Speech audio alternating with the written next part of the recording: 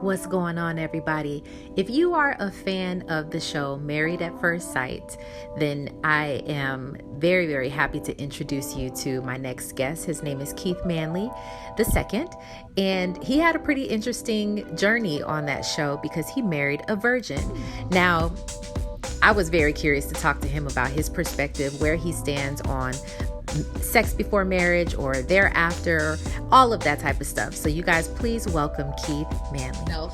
Keith Manley, I finally got you on to this interview. How's it going? How you doing? I'm feeling good. It's been a good day so far. Very productive. Not too much moving around outside, but so far so good. I hope you're doing well too. Yeah, I am. I'm doing really well. So how productive can you be during quarantine? What does productive life look like for you now these days? Honestly, productivity for me right now is making sure that I'm still staying away from people and trying to make sure that I keep my health tip top. Because I'm not going to lie, I'm restless right now. Any given minute, any given second, it feels like I could just head back outside and just say, forget it. So I try to go on runs and stuff like that, but it's tough. I'm normally very naturally introverted, but this thing is driving me crazy now. Yeah. So, but you do try to get outside a little bit, every day, just to get some sunshine, maybe if that. A little bit. I'll take a walk uptown, or I'll try to go on a run and work out in the park or something like that. But nothing crazy yet. Okay. Yeah. All right. How's it going for you? Are you staying active, or what are we doing? Well, see, usually I go beast mode in the gym. I try a little bit when the gyms are open, but I just been sitting up over here gaining some pounds, but it's all good. I mean, I try to take walks every day, just to kind of get a little active, I guess, and get, air circulating in my blood and stuff like that. But other than that, I just be chilling. Are you in Los Angeles, or where are you at right now? Yeah, I'm in Los Angeles. Yeah. So what's that look all about? What's that reaction? You guys are on heavy lockdown. So here in North Carolina, in particular Charlotte, they've opened restaurants, a few restaurants back up, and people are sitting outside or sitting inside restaurants already. Really? So it's crazy. It's really, really crazy. And it's just uncomfortable. When I'm walking around uptown, you can clearly see people having drinks, having dinner and stuff in restaurants or outside. And I'm I don't know if it's time yet. You're right. Right. It don't feel right to me. So yeah, not so fast.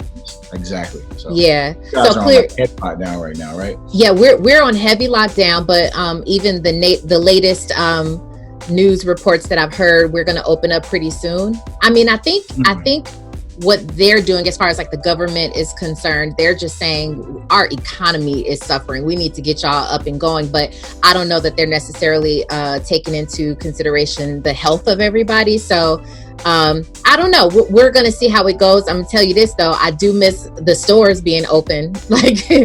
I mean, can I go buy a pair of sneakers? Can I, I think that's been a hard thing for me is, I guess it's necessary. It's really helped me to not spend as much or spend so frivolously. Yes. Because that's definitely something I will be doing. And so right now I'm trying to convince all my friends, look, man, do not buy those shoes, not buy those Jordans right now. You don't know when, you just don't know when this whole thing will just collapse, fall apart really. So, I think I've saved a lot of money, like you.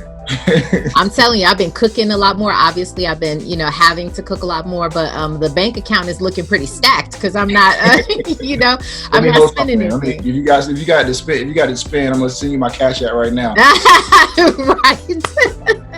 There you go. I ain't mad at it. Okay, so I want to know, because I see that you kind of got a vibe that's a little bit more minimalistic. That's what I like. I like clean, minimal, kind of things around me. But your profile says page turner, sage burner. So page turner, I'm assuming that you're an avid reader, and then sage burner, are you just that type of good spirited dude, or what's going on there? Honestly, that I saw that I got that quote from I think Jay Electronica, and it just it really just sounds good. I try to push myself as much as I can to read. I do a good amount of reading now, which is something I'm really, really trying to push myself to do, while we're in quarantine, because it's so easy to get caught in HBO, Netflix. Like it's right there for you. And so I try to read as much as I can right now. So, and I just actually got into the whole sage thing. A couple of my friends have really been trying to push me to do it. And so I finally got some, and, I've opened my windows up and I walk around and, I sage myself, do like the, what is it? It's like 6 to 7 spins around yourself. Then I do it around my apartment. So I'm just trying to keep the energy good, man. I'm pushing my limits right now. Okay. All right. That's what's up. Let me tell you the vibe that I get from you before we jump into any conversations. The vibe that I get from you, and I don't know too much about you, which is why I'm glad we're having this conversation, but you just seem very chill. You seem like you are very anti-drama, and that you just keep a nice, balanced little, like life about you, which is pretty cool. I'm sorry, I'm just getting comfortable. And I dig that. I like that. So am I accurate? You just like kind of real low key chill? I try to move out of a neutral space at all times. I try to make sure my energy is good. My chakras are aligned. My boys will tell you I'm very big on I'm sure they get tired of hearing me say the word energy, because I'm like an avid reader of energy and feeling people's energy all the time. I just something just may not sit right with me. My intuition, I kind of go with like all the time. And it's worked out for me so far, but I guess you read it right. I'm very, very anti-drama. I just don't see it necessary, which is very ironic considering I just came off a reality TV show. I don't know how that works, but yeah, I'm very, very low key, very just even keel for the most part. Definitely. I mean, so speaking of the reality TV show that you were on, Married at First Sight, it comes across, I think, even on the show, which is why I think a lot of people pick that up. I'm gonna be real, just, talking to some of my friends, because I got into the show and I've never watched that show before, but I binge watched it this season, or the season that you were on. God bless you. I couldn't get enough of it. And then I was telling my friends, I'm like, no, you got to continue to watch. You got to watch all the way through the reunion. You got to just keep it going. And so, I'm sure a lot of people have picked up the same, vibes that I've picked up, and have so many questions, which is why I have you on the show. Very quickly, briefly, and we don't have to get into any like real details about it. This is more so just so I'm just curious about the person, Keith the man, because we got a glimpse of you on the show. We got a glimpse of your position, where you stand on like, not even relationships as a whole, but sex and marriage. I know it was a big topic for you, but overall, your experience was pretty good with the show? It was a great experience. I mean, it was something that pushed me out of my comfort zone, like more than anything ever has in my entire life. Very untraditional, but I think in a lot of ways, I've always been a kind of an untraditional guy.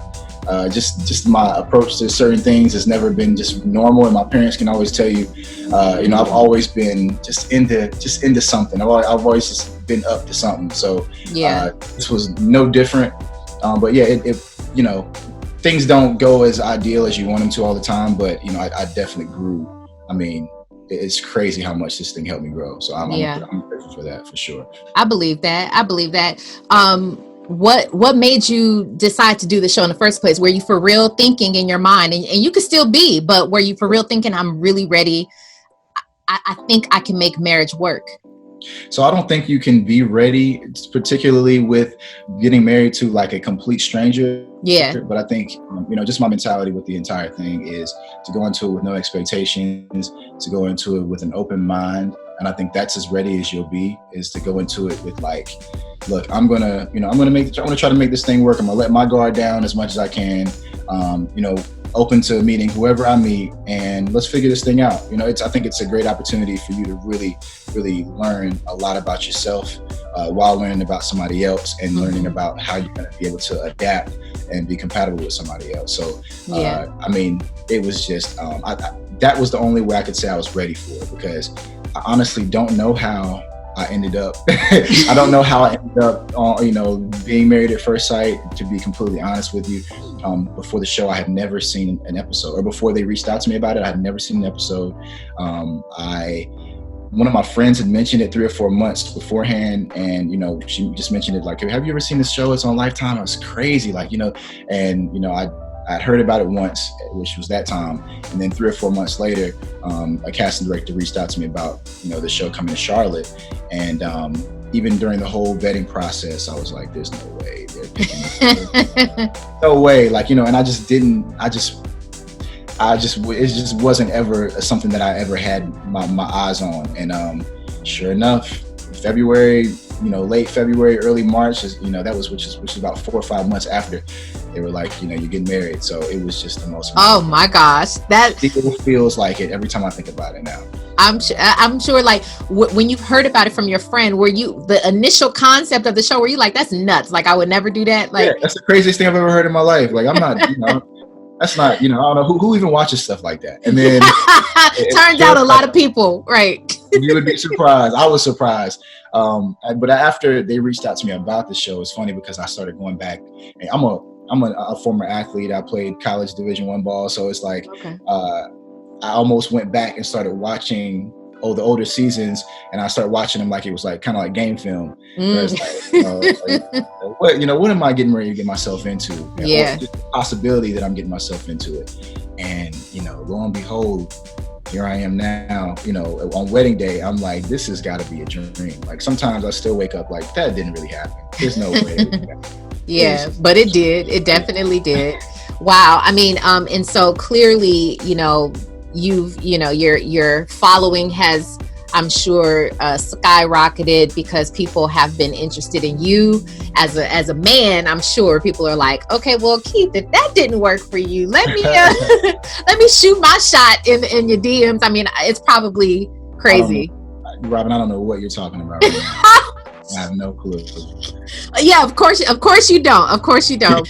Okay, so let's get into this, all right? Because I really would like to know. I mean, like I told you, I've discussed it with my friends. We've tried to break down every scenario, but you are someone that I'm so curious to talk to because, okay, I'm sure you've heard, you and your boys, you've talked about this. You don't have any kids, right? No kids, knock on wood.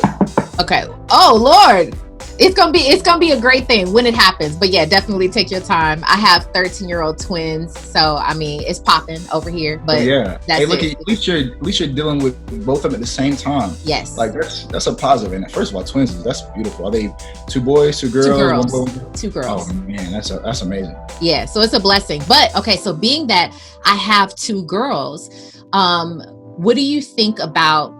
There's this overall concept of like, okay, men especially telling their daughters, you should wait to have sex until you are married. And that's just for, to protect your heart. That's to protect, sure. All of that type of thing. But then I think lately there's been conversations of like, maybe even men agreeing and some women saying, you know what? I don't know that you should wait because you should be experienced when or it might not be a bad idea for you to be experienced before you're married. What is your take on that?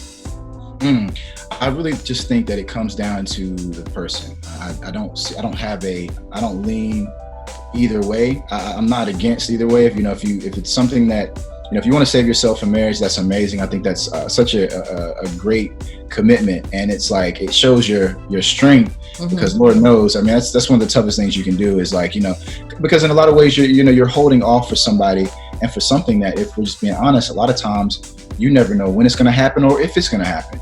Yeah. So that's a huge sacrifice with for so long and such a big part of your life. So I'm it's commendable. At the same time, it really depends on who you are, because I think it does. There's a certain level of maturity that comes along with like starting to have sex, and the different emotions and feelings that you get once you've been sexually active, and then once it's just, I don't know, it's an area in your life that does require some kind of it's a journey. It's definitely a huge journey. So when I have a daughter, I'm not really sure which way I'm going to lean with it. I'm just going to I think it's a case by case thing. So we're definitely going to probably have to have that talk, which I have no clue how I'm going to respond to. But, karma's probably going to come on the lookout for me as well with this whole thing. But I just think that it really depends on who it is. And somebody, the mother, is probably going to be much more tenured or much more qualified to have this kind of conversation than me. Yeah. So Yeah. I don't know how to respond to it. I just think it's a case by case thing, honestly. Okay, so that's fair, and I'll accept that answer as you talking about your child. But let's talk about in terms of you as a man. I mean, do you have a preference? Like, is it, or is your stance still the same? Like, it really just depends on the person. I'm willing to have a relationship or get married to someone who is a virgin, or do you have a preference that I'd hope that you're a little bit more experienced and matured in that sense? Sure, I would prefer you to have some kind of experience, because, well, in a lot of ways, I'll be, being honest. I lost my virginity in high school, and so my sexual trip or my sexual journey kind of started a little bit earlier, and with that, when you are matched or when you're dating somebody who may not have that same kind of experience, a lot of times brings out a lot of insecurities for both parties in a lot of ways, and you don't ever want to rush or push somebody or mold somebody into something just because, in my opinion, I don't want to mold anyone into something I want for myself. I want a person that, in some ways is somewhat equally yoked. And it's really more of a confidence thing. You know who you are, you know what you like, you know what you don't like, you know what you're open to experiencing. And that all comes down to what you've experienced in the past. So I can't say that it really depends on who the person is, and if that person, I feel like, is open to new experiences. And because when you're dealing with somebody who has a lot more experience with you than anything, within anything, there are a lot of insecurities that come with that. There really are. They may not show up until much later, but there's something that you're gonna have to tackle pretty soon. Yeah, absolutely. Real quick, shout out to your parents who were also on the show. They had, they were featured on the show as well. Did you, because your mom is a G, okay? Your mom stepped to you and was like, listen, son, this is what you've gotten yourself into. And so clearly she knows your experience and things like that. Having lost your virginity when you were so young, were you met with any backlash coming from, a more Christian background or anything like that? Or was it more like, you're a man, you know what I'm saying? You probably should be a little bit more experienced, or was it just, indifferent? Well, with my mom and my dad, they've been like, so supportive with everything that I've done in my life. The ups and the downs, like, I've definitely put them in some really ridiculous situations, which i.e., on a television show, which they did not sign up for. I signed them up for it, in that sense.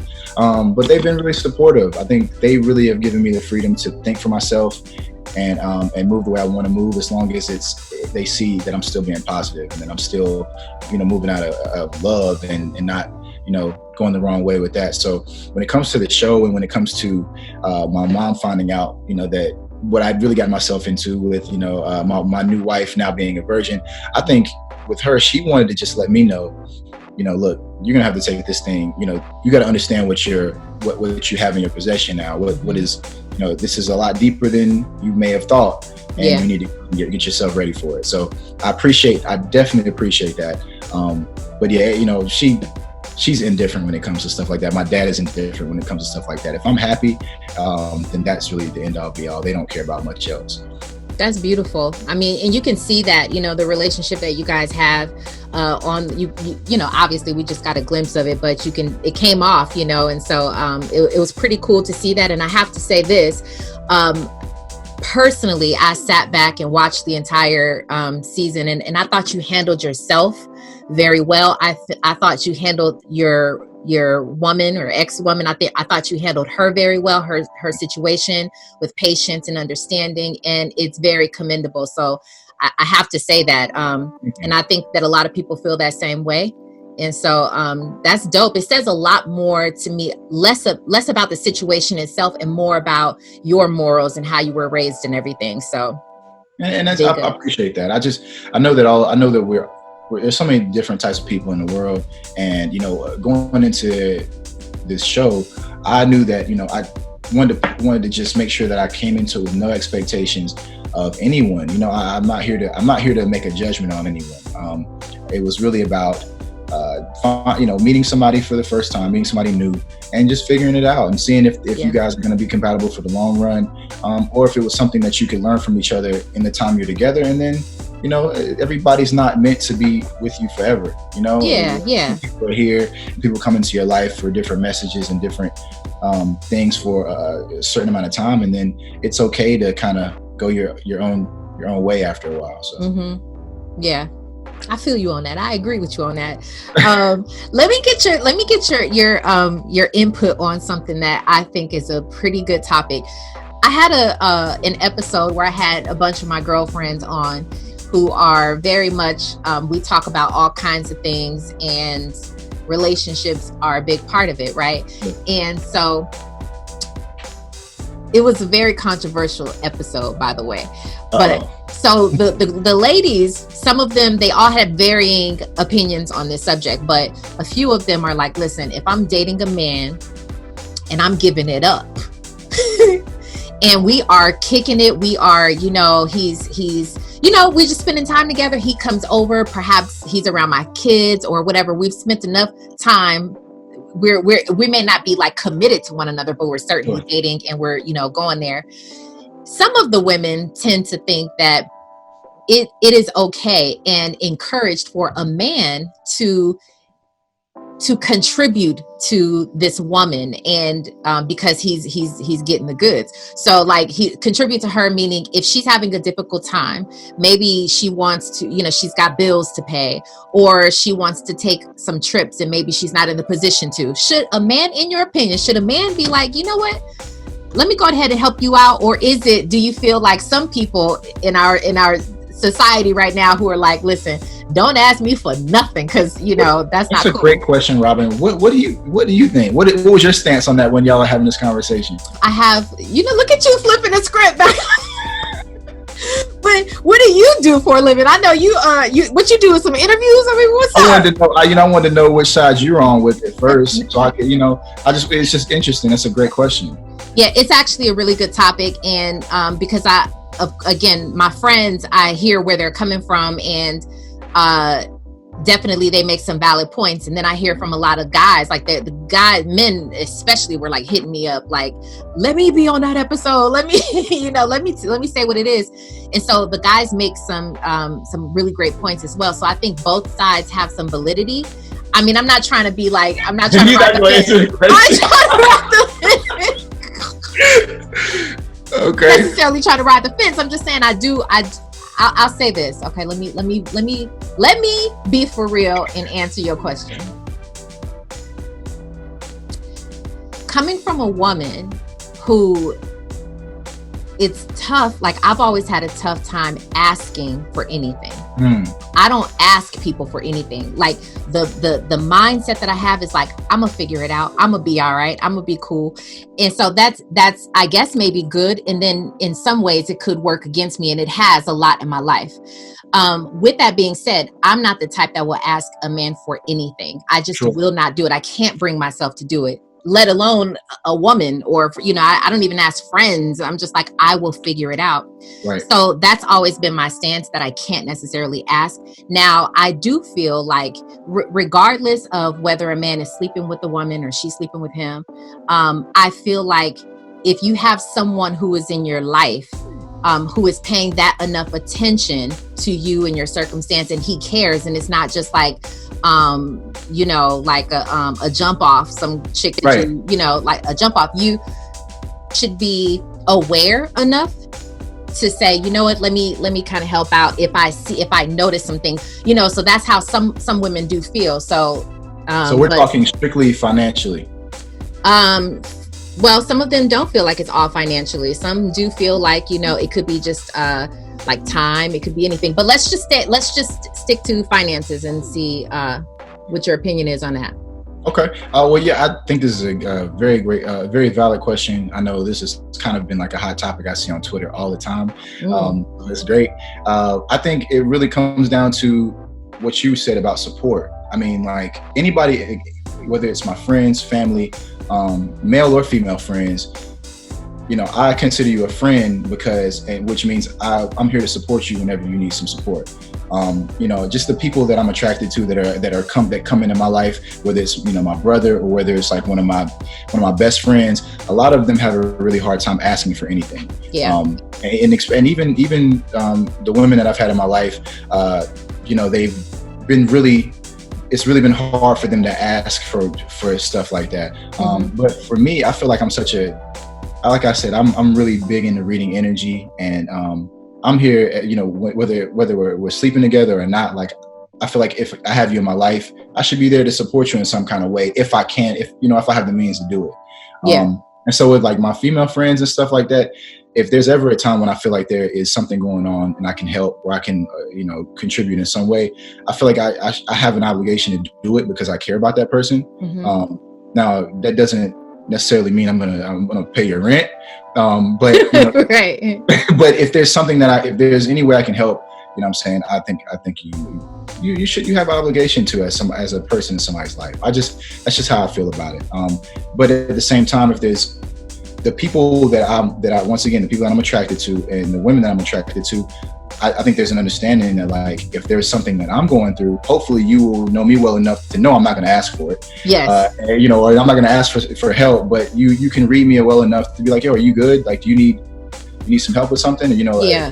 That's most of the time it's going to be like an emotional thing or like something like that. But I do think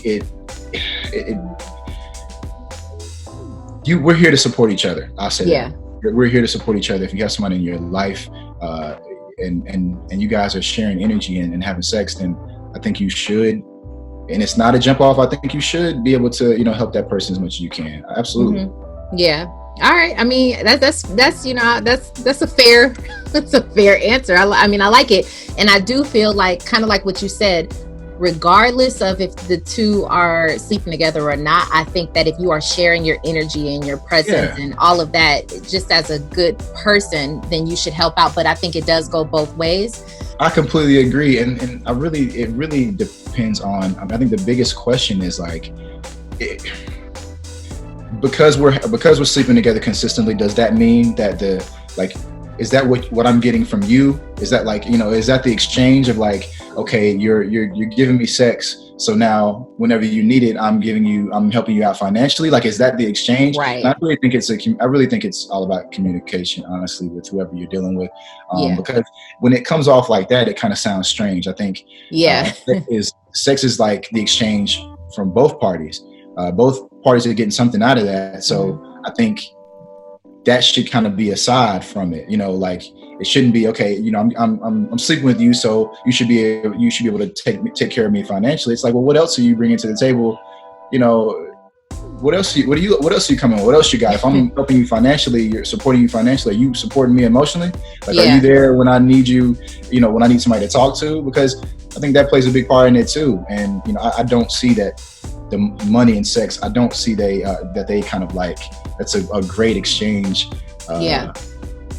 It sounds funny. I don't know.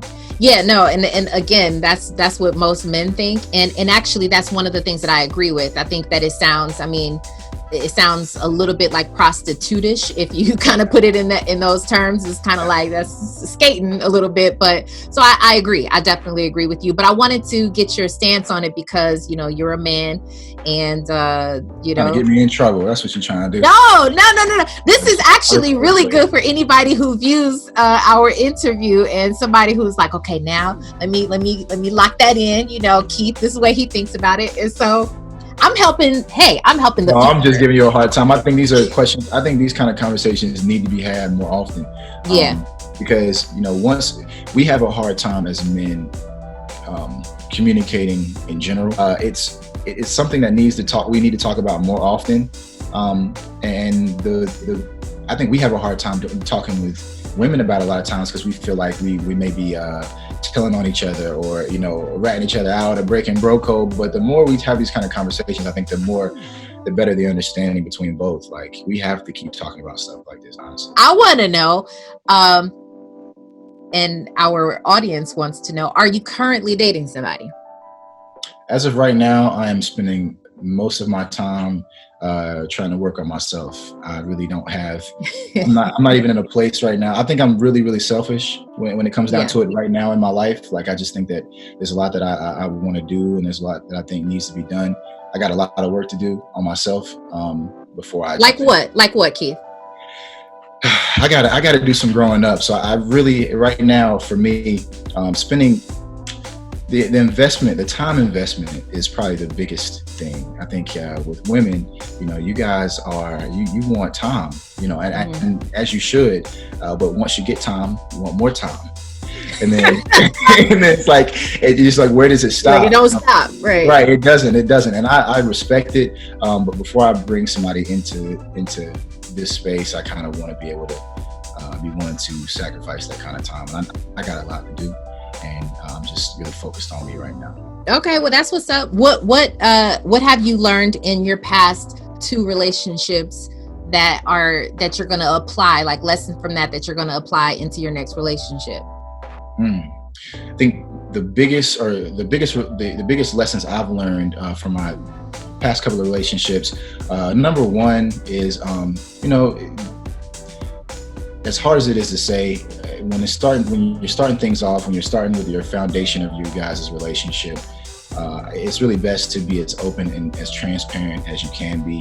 I'm not speaking on oversharing, but I think we both parties go into it when we're, it's like the interview process. We're trying to put the best version of ourselves out there, as you should. But after a while, if you're getting comfortable with this person, like, it's probably best for you to be as honest about how you feel about certain things, and just who you are as a person as you can be, so you can give them the opportunity to say, hey, this is something I like, and I can see progress or potential, or it's like, I'm not feeling that too much, I'm gonna go this way. I think the earlier y'all get that understanding of like, look, this is who I am, I'm open to learning and getting better, of course, but like, this is me right now. And just, this is it.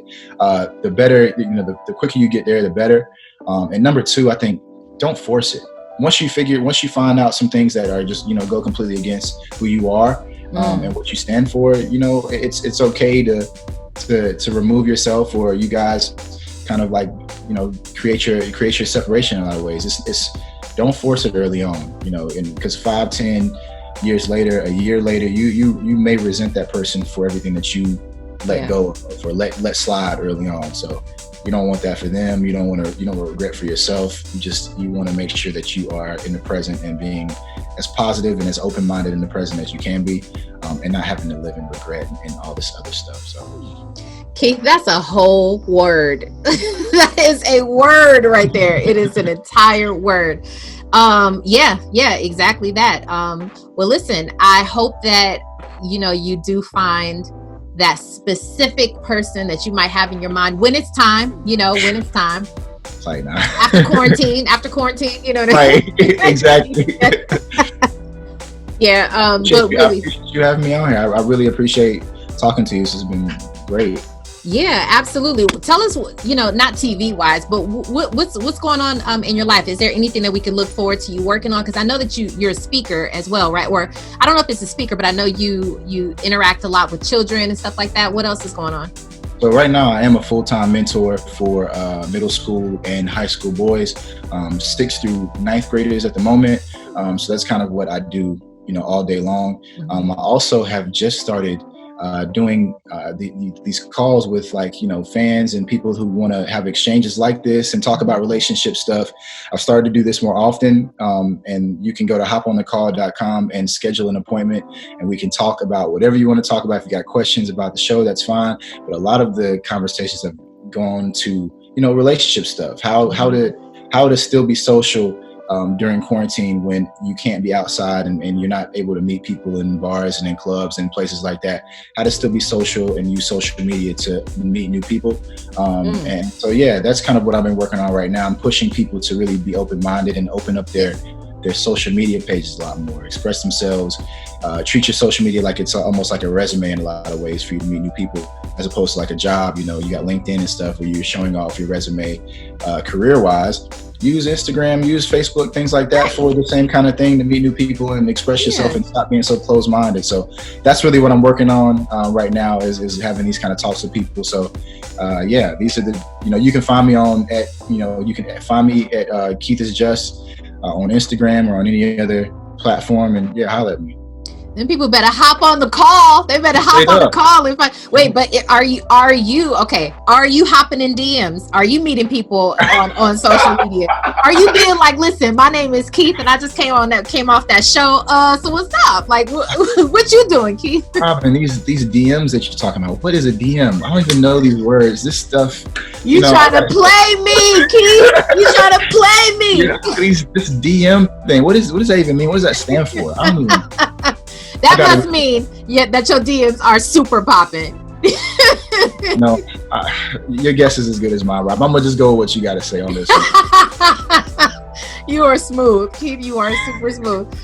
It has been an absolute honor and a pleasure to have you on. Thank you for being honest and open and just being sitting down to talk with me. I really appreciate your time. I appreciate your time. Anytime. Thank you so much. Yeah, definitely. I appreciate you. All right. You take care. You as well. Thank you. Peace.